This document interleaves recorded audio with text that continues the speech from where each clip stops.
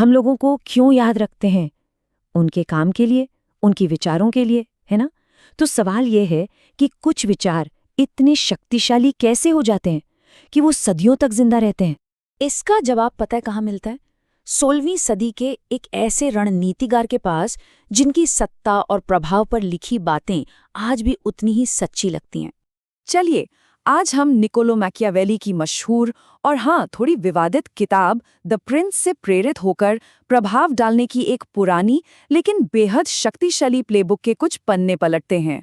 हम 5 मुख्य सिद्धांतों पर बात करेंगे। देखिए, ये सिर्फ अलग-अलग तरकीबें नहीं हैं। नहीं, ये सब मिलकर एक पूरी रणनीति बनाते हैं जिससे कोई भी अपने विचारों को दूसरों तक पहुंचा सकता है और जो चाहे वो हासिल कर सकता है। हमारा पहला सिद्धांत है चुनाव का भ्रम। बड़ा दिलचस्प है ये। मैकियावेली का मानना था कि असली नियंत्रण वो है जिसमें लोगों को लगे कि वो आज़ाद हैं, जबकि असल में आप ही उन्हें अपनी मर्जी के रास्ते पर चला रहे हैं।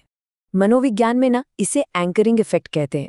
होता क्या है कि जब आप पहले एक बड़ा महंगा विकल्प दिखाते हैं तो आपका जो असली वाला ऑफर है वो उसके सामने ज्यादा सही और आकर्षक लगने लगता है। लोगों को लगता है कि उन्होंने खुद चुना है, लेकिन सच तो ये है कि आपने उनके लिए फैसला लेना आसान बना दिया था। यहाँ सारा खेल धारणा का है, असलियत का नहीं। अब आते हैं दूसरे सिद्धांत पर। कभी सोचा है कि हम कुछ पाने की खुशी से ज्यादा कुछ खोने के डर से क्यों प्रेरित होते हैं? ये एक बहुत गहरी मनोवैज्ञानिक सच्चाई है और एक चतुर रणनीतिकार लोगों से काम करवाने के लिए इसी डर का इस्तेमाल करता है। तात्कालिकता यानी अर्जेंसी पैदा करने के 3 क्लासिक तरीके हैं। पहला, ये एहसास दिलाना कि चीज़ कम है। दूसरा, ये दिखाना कि अरे बाकी लोग भी तो इसे खरीद रहे हैं। और तीसरा, एक समय सीमा यानी डेडलाइन तय कर देना। ये तीनों मिलकर एक ऐसा माहौल बना देते हैं जहां सोचने का वक्त ही नहीं मिलता, बस एक्शन लेने का दबाव होता है। हमारा तीसरा सिद्धांत है विश्वास बनाने के बारे में, क्योंकि देखिए बिना विश्वास के कोई प्रभाव नहीं डाल सकता, नामुमकिन है। और विश्वास बनाने का सबसे अच्छा तरीका प्रामाणिक यानी ऑथेंटिक दिखना। ध्यान दीजिए, मैंने कहा दिखना, जरूरी नहीं कि वैसा होना। रणनीतिक प्रामाणिकता का मतलब है कि आप जानबूझकर अपनी कुछ कमियां दिखाते हैं ताकि लोग आप पर भरोसा करें, उन्हें लगे कि अरे ये तो अपने जैसा ही है। सोचिए, हम उन नेताओं पर ज्यादा भरोसा करते हैं जो अपनी गलतियां मानते हैं, बजाय उनके जो हमेशा परफेक्ट होने का नाटक करते हैं। जब आप खुद अपनी किसी छोटी सी कमी को मान लेते हैं तो आप दूसरों के मन में उठने वाले बड़े सवालों को पहले ही शांत कर देते हैं। ऐसा करने से आप ईमानदार लगते हैं और आपकी मुख्य दलील और भी ज्यादा वजनदार हो जाती है।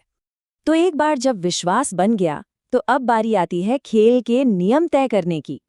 और ये हमें हमारे चौथे सिद्धांत पर लाता है, नैरेटिव को नियंत्रित करना। हमेशा याद रखिए, शक्ति तथ्यों में नहीं होती, शक्ति इस बात में होती है कि उन तथ्यों को कैसे दिखाया जाता है। बातचीत, पता है, एक खेल के मैदान की तरह है। या तो आप मैदान की सीमाएं तय करते हैं या फिर आपको किसी और के बनाए नियमों के हिसाब से खेलना पड़ता है। और जो हमेशा रक्षात्मक मोड में रहता है वो अक्सर हार ही जाता है। इस उदाहरण को देखिए, बातचीत अब कीमत के बारे में नहीं है बल्कि उसके बदले में मिलने वाले मूल्य के बारे में है। ये सिर्फ बेचने में ही नहीं, हर जगह काम करता है। किसी प्रोजेक्ट पर टीम को प्रेरित करते समय चुनौतियों पर नहीं बल्कि सफलता के बाद मिलने वाले इनाम पर ध्यान केंद्रित किया जाता है। यही है नैरेटिव पर नियंत्रण। और अब हमारा 5वां और शायद सबसे उल्टा लगने वाला सिद्धांत। कभी-कभी सबसे शक्तिशाली चाल होती है कोई चाल न चलना। असली शक्ति ये दिखाने में है कि आपको नतीजे की कोई परवाह ही नहीं है। ये विचार इस बात पर टिका है कि सीधा दबाव डालने से ज्यादा असरदार होता है दिमागी तौर पर खुद को एक बेहतर स्थिति में रखना। जब थोड़ा पीछे हटा जाता है तो शक्ति का संतुलन बदल जाता है। ये संकेत दिया जाता है कि उस चीज की उतनी जरूरत नहीं है। इससे दूसरे व्यक्ति को लगता है कि वे कुछ खो रहे हैं और अचानक वे उस चीज का पीछा करने लगते हैं जिसे शुरू से ही चाहा गया था। तो इन 5 सिद्धांतों को एक साथ देखिए, चुनाव का भ्रम, तात्कालिकता का डर, भरोसेमंद दिखने की कला, बातचीत का रुख तय करना और सही समय पर पीछे हटना।